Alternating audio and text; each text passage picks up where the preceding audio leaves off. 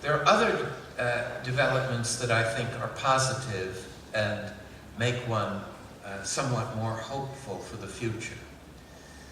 Among these is the partially successful statehood campaign that the Palestinian Authority has waged over the past couple of years. Although it was blocked at the United Nations Security Council through the interposition of geopolitical pressures, Palestine gained membership in UNESCO, and it also, on November 29th of 2012, was acknowledged to be a state, non-member state, observer state, by the General Assembly. It's interesting in this sense, in this kind of technical, legal, diplomatic sense, there already is a Palestinian state. And John Quigley, a well-respected scholar, has published a book arguing quite convincingly that from an international law perspective, Palestine already exists as a state and has most of the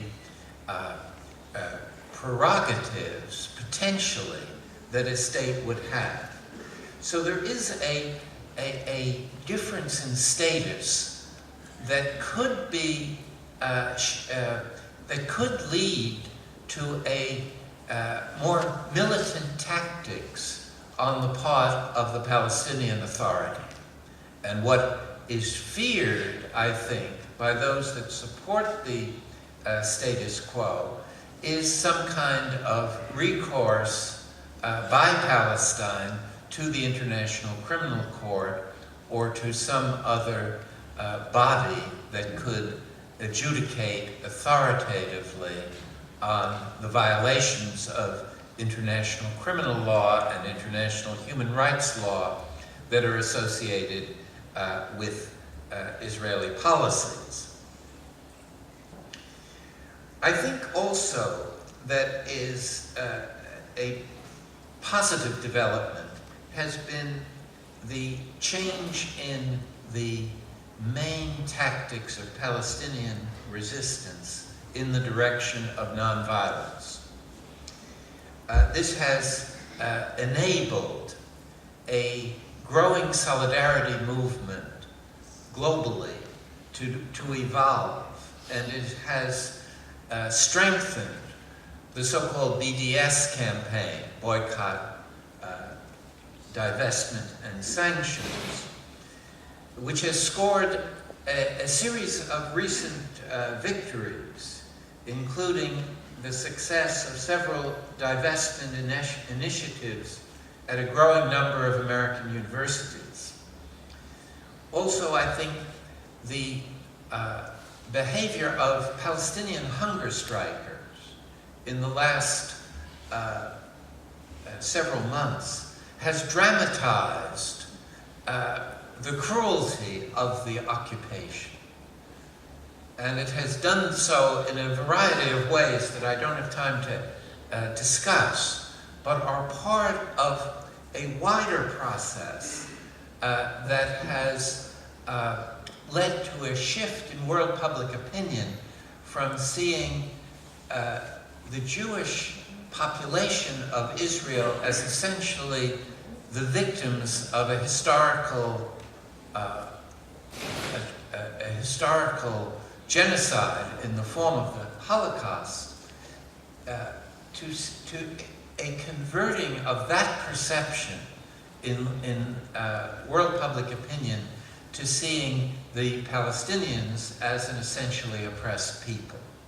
And that's a major shift, I believe. And it is occurring even in the United States, which is, I think, probably the last to make this adjustment to this new set of realities. I think another development that has been important in shaping the present context is the pattern of Israeli defiance of international law, starting with the attack on Lebanon in 2006, the attack on Gaza at the end of 2008 and again in 2010, the Mavi Marmara incident of 2010, all of these postures of disrespect for international law have led to an increasing global isolation of Israel, which is an important factor in the wider global setting. And it would not, Israel is not what I would call a pariah state at this point, but it certainly is seen as an outlier country in relation to accepting the responsibilities of a state to respect international law. And in that sense, it is losing to the Palestinians what I call the legitimacy war being waged for the high moral and legal ground in the conflict.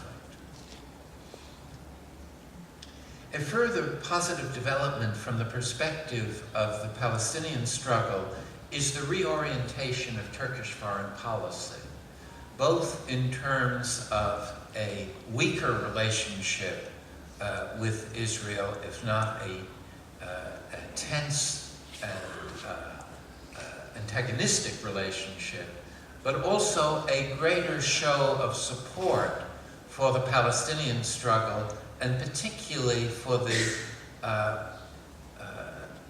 particularly an empathetic response to the situation of the 1.7 million Gazans that have lived under a blockade for more than 5 years. I think a further important development has been the shaky but definite democratization of the Arab world that has occurred since 2011. And the significance of this, at least over a longer period of time, is that it creates a governing process that tends to be more responsive to the pro-Palestinian public opinion. The very nature of political democracy is the responsiveness of government to the population, to the citizenry. And the more democratic these Arab governments become, other things being equal, which they never are, the more supportive I would anticipate they would be toward the Palestinian objectives of self-determination. And finally, I think the drift in military technology in the region increases the vulnerability of Israel in further armed encounters. That was evident in the 2010 conflict that erupted in relation to Gaza, where the sophistication of the rockets was increased over what they had been 2 years earlier. And this is a dynamic throughout the region. And in this sense, in my view, Israel has a realist self-interest in finding a way to resolve the conflict, but it doesn't seem to have penetrated their political imagination at this point, at any rate. Now let me shift to this question of the two-state solution, which has for so long been proclaimed as the only responsible way of thinking about the future of Palestine. And it's interesting in many ways that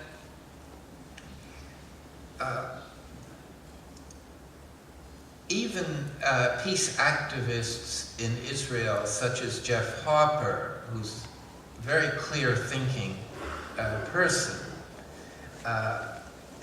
has talked about the importance of emphasizing an end game in addressing the conflict.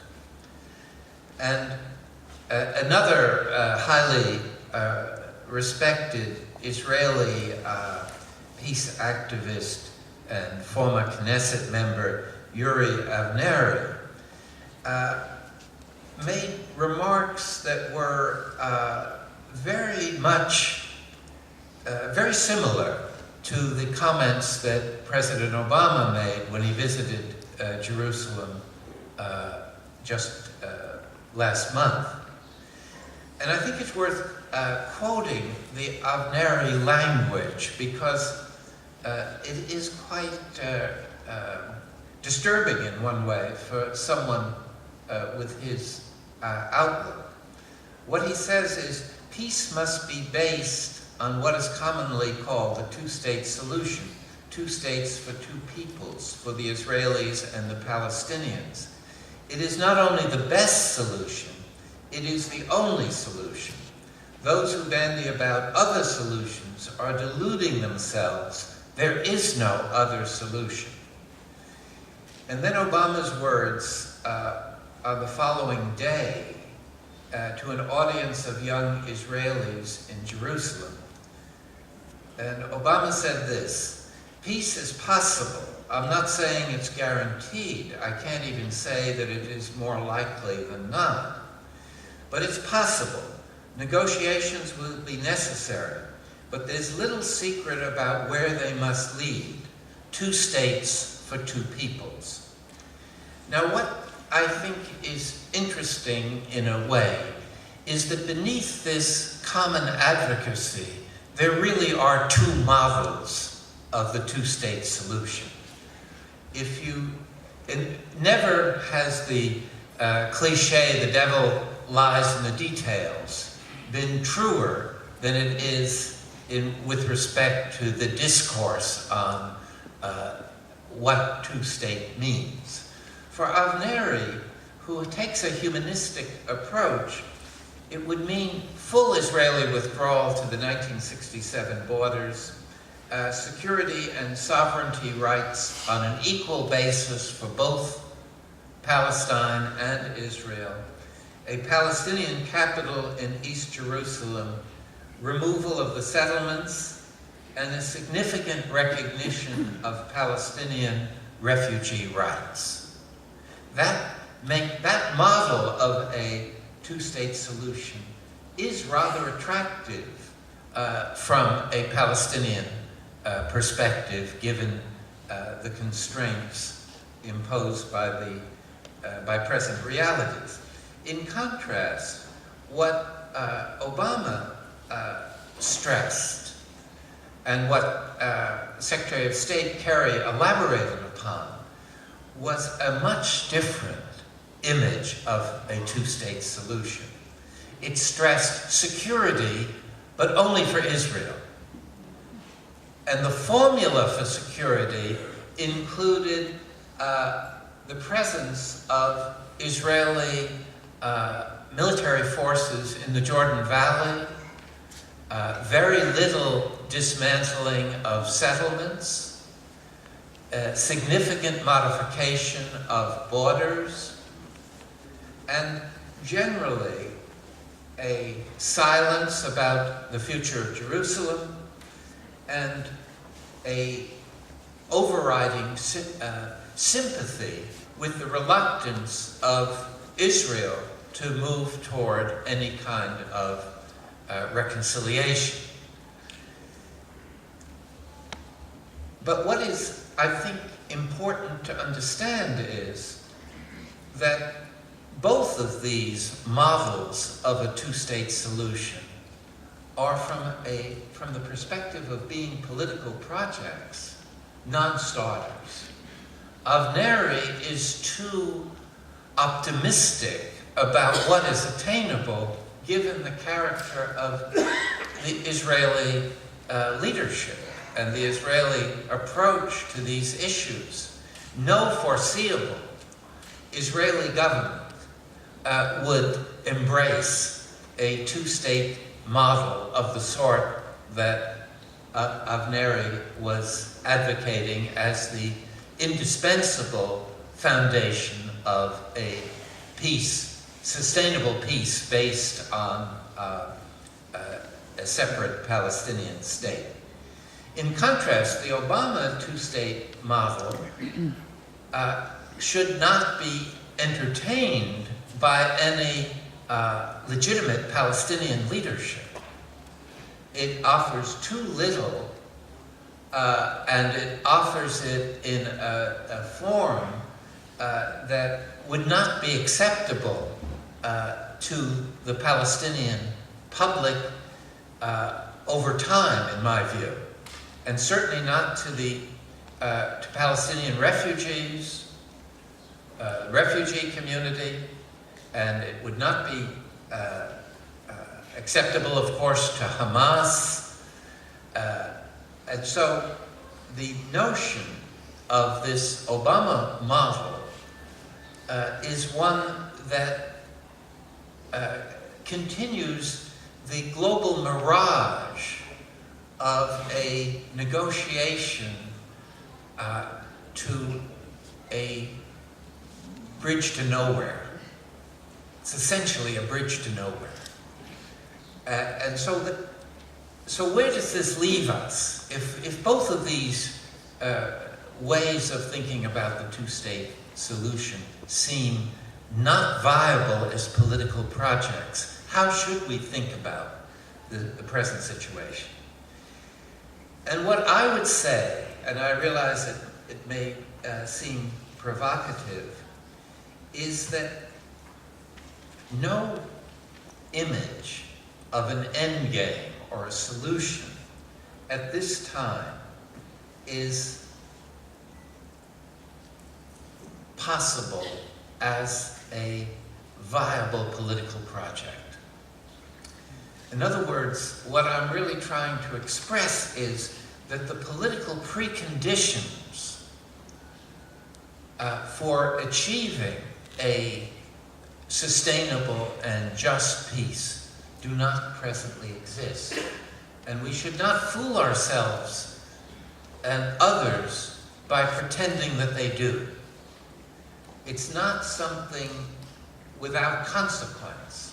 This process of pretending that this kind of outcome would be feasible has continued ever since 1967, which it was sort of prefigured in the canonical Security Council Resolution 242. But nothing has happened except the massive expansion of Israeli settlements, the consolidation of control over Jerusalem. In other words, time has not been neutral. The Palestinians have lost and the Israelis have gained. And that, behind that, and they have been able to do that behind the mirage that a two-state solution was in the cards, and that was the way to solve the problem. I think the South African experience is very instructive in terms of political preconditions. If one tried to think about a multiracial post-apartheid South Africa in the late 1980s or early 90s, it would have seemed like a meaningless exercise. There was no political transition that could be imagined. But what happened was that the combination of ANC resolve and the global anti-apartheid campaign led to a radical recalculation of the alternatives available to the white elite that was governing South Africa. And what they did was entirely unexpected. No one anticipated that Nelson Mandela would be released from prison after 27 years there. And that act of releasing him from prison was a signal that the political preconditions for making the transition to a post-apartheid South Africa existed. And at that point, negotiations made sense, and there was no difficulty in constituting a constitutional framework within which this multiracial democracy could be embodied. See, and what I'm really trying to emphasize is that these political preconditions, which cannot be anticipated fully, but the climate within which they can occur can be generated. And in my view, given the failures of the intergovernmental approach, the diplomacy under either US or UN or EU guidance has been such a failure for so long that where there is hope and where there are possibilities is in relation to the gathering momentum of global civil society, the BDS campaign, the whole notion of a global solidarity movement in collaboration with continuing Palestinian steadfastness and resistance. The most important development is to wage this legitimacy war within civil society with the militant dimension of seeking to expand the divestment and boycott features of this movement.